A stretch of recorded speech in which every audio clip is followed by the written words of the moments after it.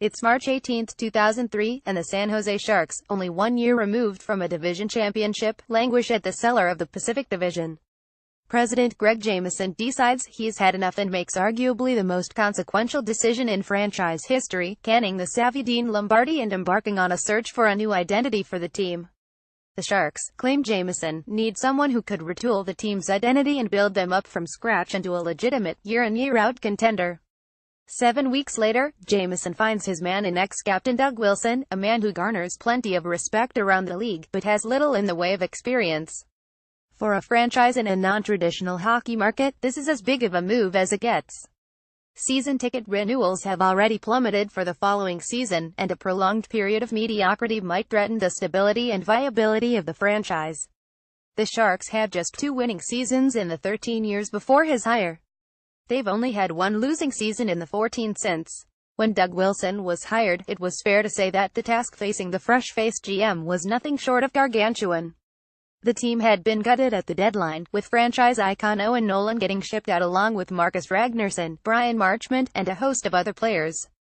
The payroll was high, the talent level was questionable, and the rest of the conference was stacked, with Detroit's dynasty complementing the dangerous Anaheim Ducks, the high-octane Colorado Avalanche, hey, remember when that was a thing, and the dynamic Dallas Stars. A normal GM would have taken a couple of years to rebuild the team in his own image, ship out dead weight, acquire prospects, and then make a run for the championship. The only counter to this is that Doug Wilson has never been a normal GM. From the very start, it was clear that Wilson did not intend to play by the orthodoxy governing much of the league. Looking at the roster, he saw the undervalued promise of the core of Patrick Marleau, Yevgeny Nabokov, Jonathan Cheechoo, Brad Stewart, Jim Fahey, and Marco Sturm, and decided that the roster didn't need an overhaul. All it needed was reinforcements. In came Nils Ekman, Tom Preissing, and Christian Ehrhoff, and the Sharks catapulted to the top of the Pacific Division, toppling the Avalanche in the second round of the playoffs and only falling to Jarome Iginla's Calgary Flames in the conference finals. Suddenly, fan interest began to surge again. Analysts around the NHL sat up and took notice. Maybe there was something to this team, after all. And maybe this general manager could see something that nobody else did. It's November 29, 2005. San Jose languishes in last place in the Pacific Division and 14th in the conference, dragged down by a 10-game losing streak. Every red flag raised about the team in the year before seems to be true, and no easy fix seems to be in store. 24 hours later, Joe Thornton is on the roster at the expense of Marco Sturm, Brad Stewart, and Wayne Primo, and Doug Wilson has simultaneously swung arguably the most jaw-dropping trade since Wayne Gretzky got sent to Los Angeles, and the most lopsided deal since the United States bought the entire Midwest from France for $15 million. It's difficult to capture in words just how big of an impact the Thornton trade had on the league. Boston fans were incensed, calling for the general manager's head on a pike. NHL observers were flabbergasted, unable to comprehend the fact that a bona fide superstar had been traded to an under-the-radar Pacific team.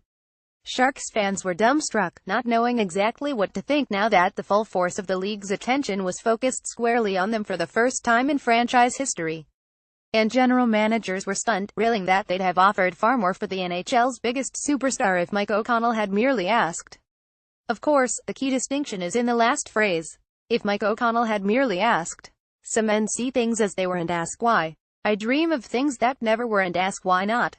The Robert F. Kennedy quote could easily be applied to Wilson's management strategy.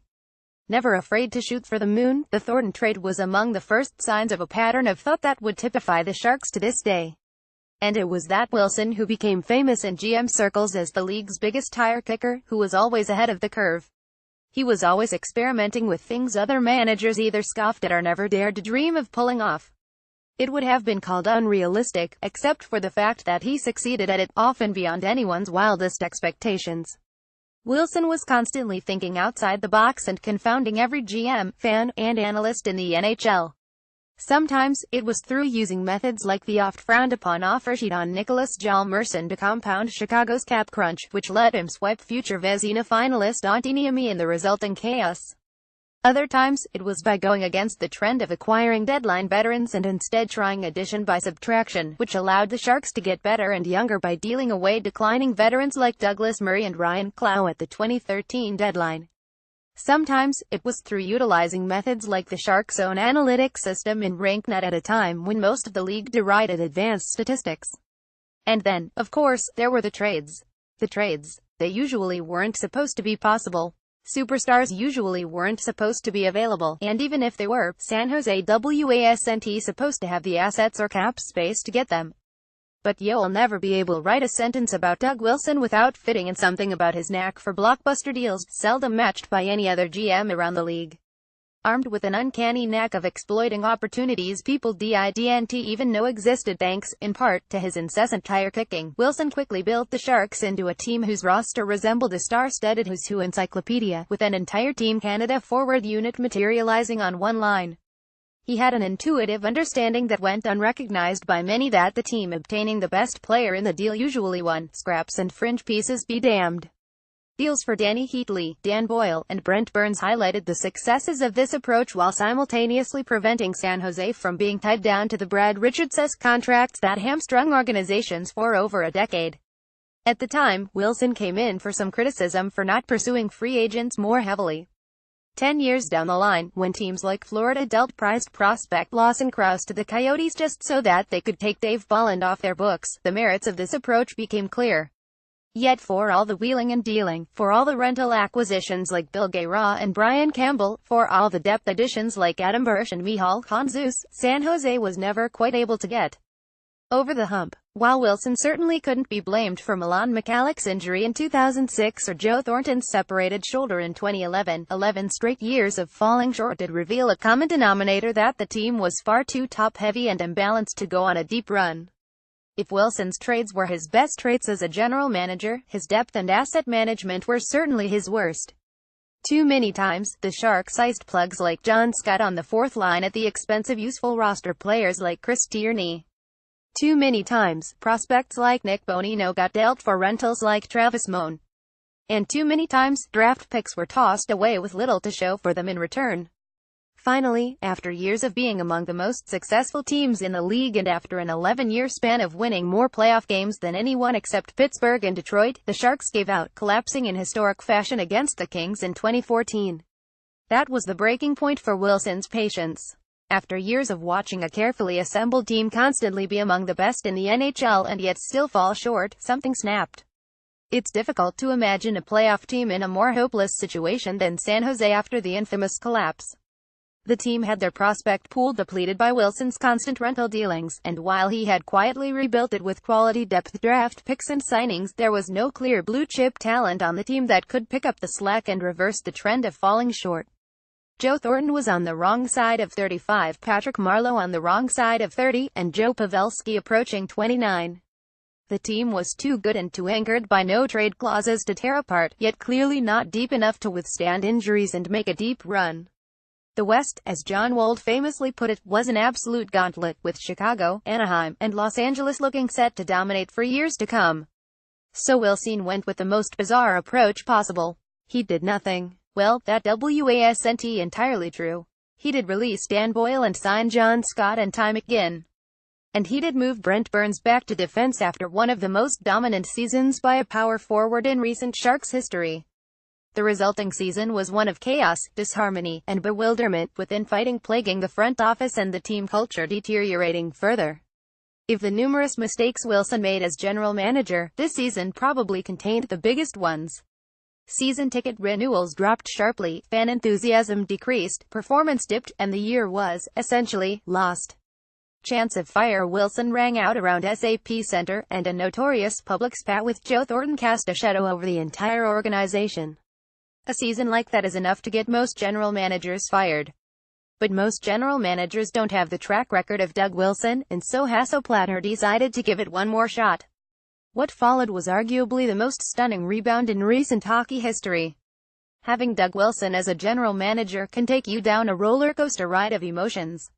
He can make your jaw drop with a move, like he did with the Thornton, Heatley, and Boyle trades, and can then simultaneously make you cringe in disbelief, like he did with the Travis Moan trade. And yet one thing has been a constant of the Wilson era, and that has been success. The methods and techniques may be debated, but the 201,415 season was the outlier that broke a period of sustained excellence from a team entirely designed by him. so it shouldn't have been a surprise to see San Jose rebound. Armed with the hire of Peter DeBoer and doubling down on the decision to move Burns back to defense, Wilson proceeded to revamp much of the Sharks' roster. Over the course of the season, he proceeded to flush the roster of enforcers and committed to depth instead. Out went John Scott and Mike Brown, and in came Joel Ward, Jonas Donskoy, Paul Martin, and Danius Zubris. Gone were the top-heavy teams of seasons past, replaced instead by a newfound commitment to depth. In came Martin Jones through a classic Wilson fleecing where Los Angeles, worried about a San Jose offer sheet, sent Jones to Boston, only for Boston to enrage Dean Lombardi by flipping him to San Jose for a first-round pick and Sean Curley. The move were reflective of Wilson's desire to improve the way in any way he could, and, as usual, came when almost everyone was predicting a full-and-fire sale or rebuild. It still shouldn't have worked. The moves should have been too little, too late, and a rookie goalie, a forward or net defenseman, and a 37-year-old centerman should never have been able to guide a team to the Cup Finals. But that's exactly what happened. Reinvigorated by DeBoer's system and well-rested thanks to squad depth, Burns and Thornton played at MVP levels. Jones backed up a solid regular season with one of the greatest postseason performances in Sharks history, and San Jose reached the Stanley Cup Final for the first time. It was one of the rare cases in recent years of a team making the Cup Final a season after missing the playoffs entirely, and it came in large part due to the immense depth of the squad Wilson had built. For all the Onis' success, however, there were plenty of office events to cheer for as well. Wilson had taken that off year to help restock the Bear prospect cupboard, adding Timo Meier, Jeremy Roy, Adam Haluka, Maxim Letunov, and Rudolph Balcers to a pool already featuring Danny O'Regan, Joakim Ryan, and Kevin Labanc.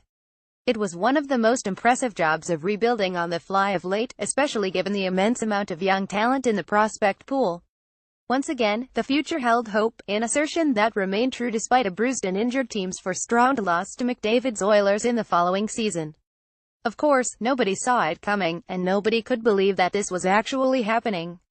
But that's always been characteristic of any Doug Wilson move. The question then becomes what now? Wilson, unafraid to make ruthless decisions to improve a team, let Marleau leave for the Maple Leafs, confident that Timo Meier and Kevin Labanc could fill the void created by his absence. Once again, San Jose finds itself at a crossroads. Despite the impressive retooling done, the team still lacks a real replacement for Joe Thornton, and Joe Pavelski isn't getting any younger. Yet there is every indication that Wilson is acutely aware of this scenario. To begin with, Wilson has almost completely overhauled the youth system in the organization, having learned from his frittering away prospects and picks of years past.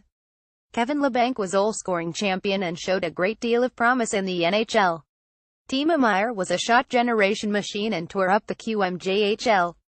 Danny O'Regan was arguably the best player in college hockey, and Joakim Ryan and Tim Heed formed the best defensive pairing in the all. Last season, Tomas Hertl was one of the most dominant possession forwards in the NHL when healthy, and Donskoy spent the entire season injured after a promising rookie year. With genuine blue-chip prospects in the system for once, it makes sense to gauge what the franchise currently has before making a big move. However, it's also entirely possible that the right opportunity hasn't presented itself yet. Wilson has never shied away from a big move, and the Sharks almost signed Steven Stamkos back in 2016. It's entirely possible that Wilson is waiting for a chance to swing for John Tavares or Alex Galchenyuk instead of settling for another Logan Couture player in Matt Duchene. The next acquisition the franchise needs to make would be a massive one that cements the core for the next decade, and Wilson's mooted and actual moves show that he is highly mindful of the upcoming times without Joe Thornton. It's useless to predict the future, and the problem with it, as Bill Watterson so expertly said, is that it keeps turning into the present. But if there's one man you'd say could single-handedly change it overnight with one trade, it would probably be Doug Wilson. Given his track record, you probably wouldn't want to bet against it.